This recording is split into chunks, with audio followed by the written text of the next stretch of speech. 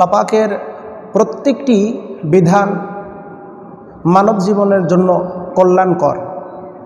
আল্লাহর বিধানের বাহিরে যখনই কোনো কাজ করা হয় সে কাজটাই ধ্বংসাত্মক এবং সেই কাজটাই হয় ক্ষতিমূলক, যেটার বাস্তব দৃষ্টান্ত আমরা দেখতে পেলাম যে তুবা নামক একটি মেয়ে, একটা কিশোরী, অষ্টম শ্রেণীর ছাত্রী, কেউ কেউ বলছে না ষষ্ঠ শ্রেণীর ছাত্রী, যেটা আমরা দেখতে পাচ্ছি। এই মেয়েটাকে ঢাকা থেকে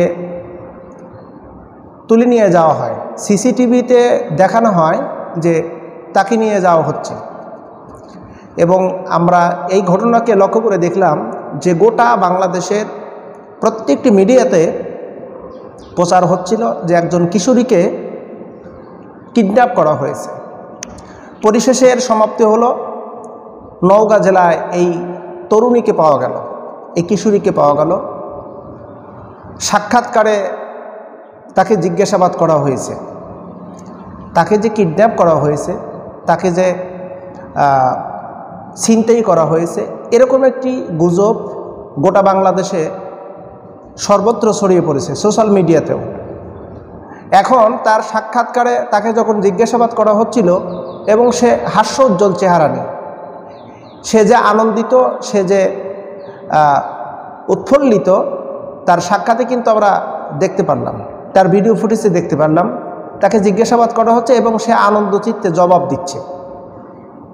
পরিশেষে আমরা যেটা পেলাম তা হলো এই তুবা টিকটক আইডি খুলেছে, টিকটকে আসক্ত হয়ে সে তার প্রেমিকের সাথে পালিয়ে এসেছে। অল্প বয়স্ক এই কিশোরী, সে তার প্রেমিকের হাত ধরে পালিয়ে গেছে। জেলা নওগাঁয় তার সন্ধান পাওয়া যায়। তো ইতিমধ্যে সোশ্যাল মিডিয়াতে এই বিষয়টি নিয়ে ব্যাপক ভাইরাল এবং ব্যাপক সমালোচিত।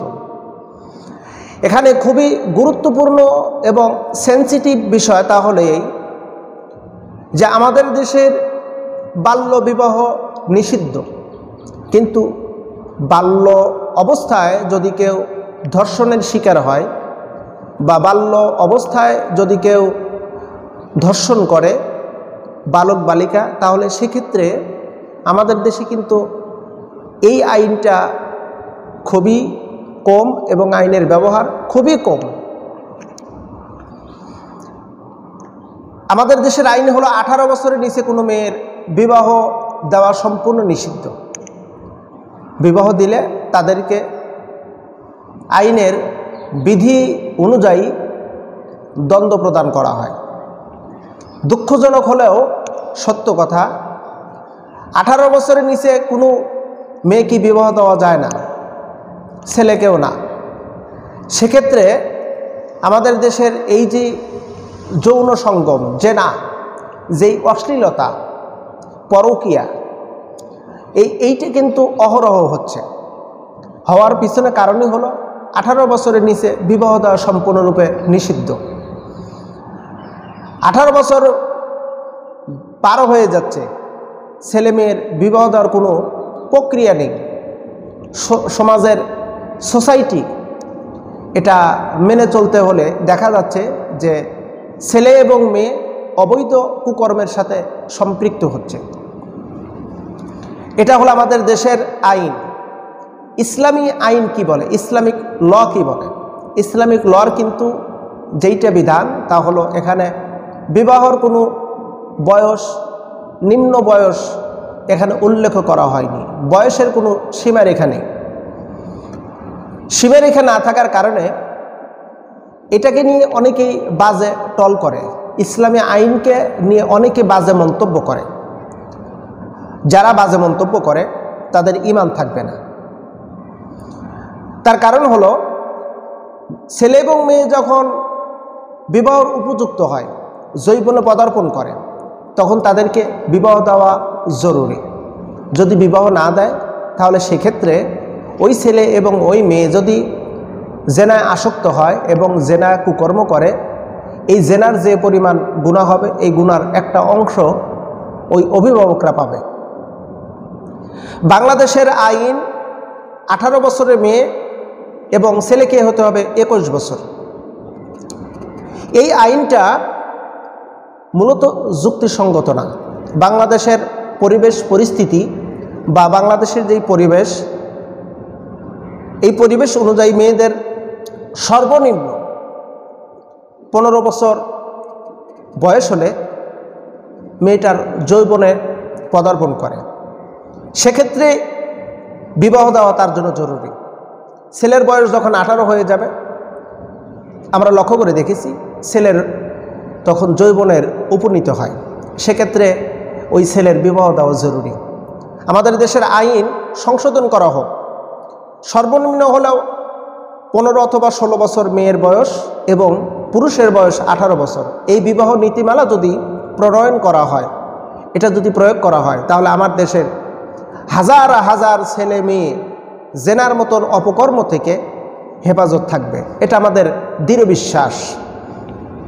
এজন্যই ইসলামের কোনো বয়স সীমা নির্ধারণ করা হয়নি, বিবাহর সময় নির্ধারণ করা হয়নি একটা মাত্র কারণে, জেনা থেকে মুক্ত থাকার কারণে।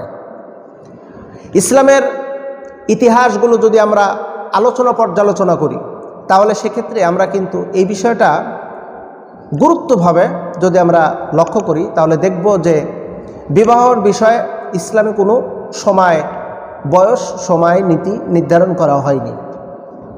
কিন্তু বাংলাদেশে আমরা দেখতে পাচ্ছি কিশোরী ধর্ষিতা হয়, তরুণী ধর্ষিতা হয়। ধর্ষিত হওয়ার ফ্যাক্ট কারণ হলো তারা বিভিন্নভাবে বিভিন্ন সময় অসঙ্গতি কাজের সাথে সম্পৃক্ত হয়। এই সম্পৃক্ত হওয়ার কারণে তারা ধর্ষিত হচ্ছে। টিকটক, ফেসবুক, ইনস্টাগ্রাম, গুগলের বেশ কয়েকটি সাইট আছে। এই সমস্ত সাইটে যখন পদার্পণ করে, মেয়েদের বয়স যখন ক্রমাগতভাবে বৃদ্ধি হয়, 12 বছর থেকে শুরু করে 10-12 বছর থেকে শুরু করে মেয়েদের যৌবনের বৃদ্ধিকরণ হয়।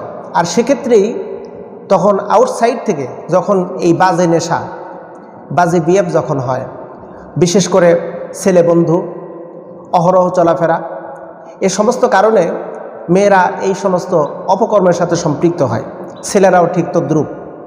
আমরা এটি কিন্তু পর্যবেক্ষণ করে দেখে আসতেছি।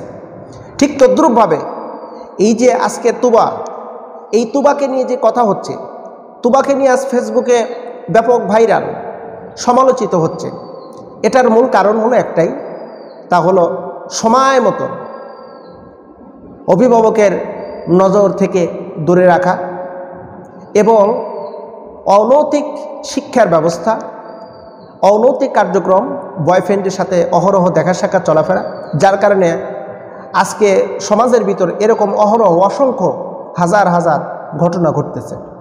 আমরা চাই বাংলাদেশের আইন, বিবাহ আইনটা সংশোধন করে